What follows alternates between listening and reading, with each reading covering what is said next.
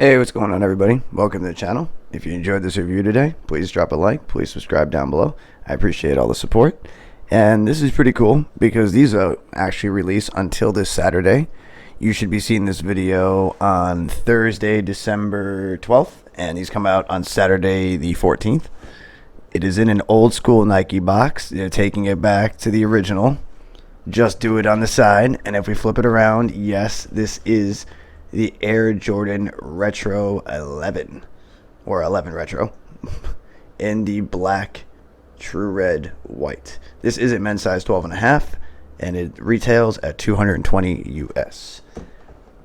And opening up the box, you do get a Jordan 11 card in here. This is not a retro card, but this is just a card to notify you that the Air Jordan, one of the most iconic silhouettes in the history of sneakers. This season, Jordan Brand celebrates this model by delivering detailed craftsmanship honoring first Triple Crown run, League MVP, All-Star MVP, and Finals MVP.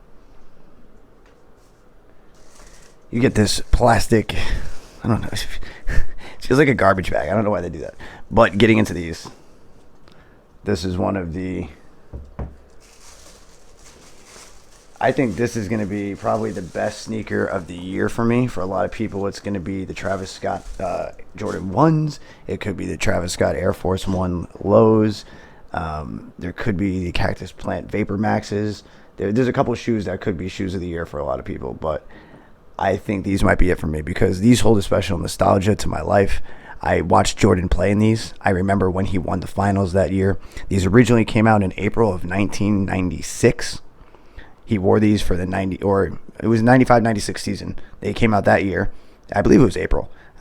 Somebody double check that if you want, but I'm pretty sure it was around April. And Jordan was going on a pretty good run that year. It wasn't his best playoffs, but he was going on a very good run and cannot be denied about that. He actually ended up doing beating out the Miami Heat, where they didn't win a single game. In the second round, he beat out, I believe it was the Knicks, 4-1. Which the Knicks were pretty stacked. They had Starks, Ewing, Charles Oakley. They had a good team. I think they had Anthony Mason too at that time. And then they beat out the Magic, and the Orlando Magic were a great team, and they swept them 4-0.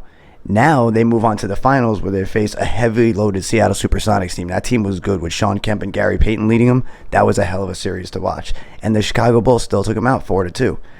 Let this sink in that the Bulls that year in the entire playoff bracket went 15 wins and only 3 losses.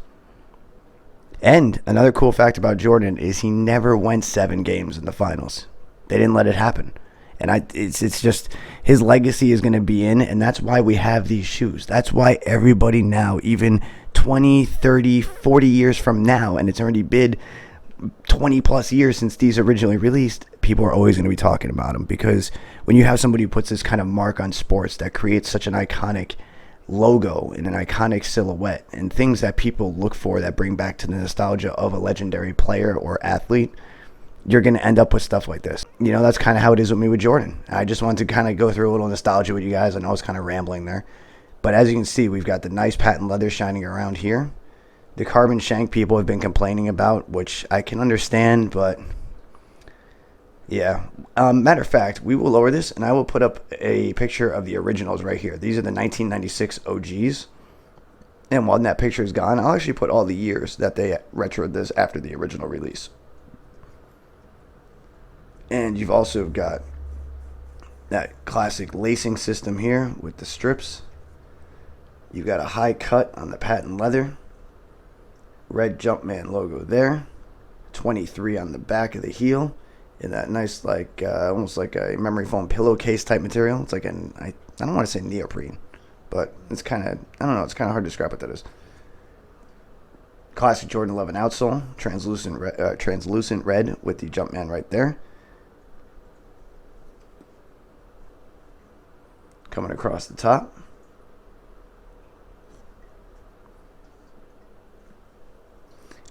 I really don't know what else to say about these guys. I mean, this is a shoe you guys have probably seen already. They've retroed it before. And I just wanted to cover it because I think it's just one of my favorite shoes of all time. I mean, Jordan 11s aren't my favorite model, but this shoe is nostalgic to me. And it's probably right below the flu games for me. That's one of my favorite models of all time. Is I actually love the Jordan 12s. I actually love the Jordan 14s and 13s as well. So I'm not like everybody else when it comes to my Jordan retros either. But these, the Concords, even the Space Jams are amazing. But these and the Concords are my two favorite 11s. And I actually have the Concords, which is something I probably ever want to let go of. I like those. The 18 Concords were really nicely done. And yeah, that's really about it, guys. Let me know what you think of these. What do you like about these? What do you hate about them? If you do hate them, I mean, I haven't heard a lot of people who hate Jordan 11s. Some people actually really like the lows. I've never owned a pair of lows, so I don't know how I would feel about them, but I would have to try them. For me, the 11s fit true to size. I should mention that. I wear a size 13, so I went with a size 13 in my Concords. Sorry, these are 12 and a half. I have not put these on. As you can see, they're still factory laced. So I would recommend going true to size. And other than that, I'm really glad Nike did this. I'm glad that he brought back the old box. Glad they throw in the little card there with a little touch and some of Jordan's achievements that year related to the original release of the sneaker. And just, this was a good package. It was well done by Nike. I still think 220 is a little high. I think retail 200 would be fair. 220 is a little much, but it's still going to sell. They're probably going to do a lot of pairs. They're probably still going to sell out. There could be over 1 million pairs of these.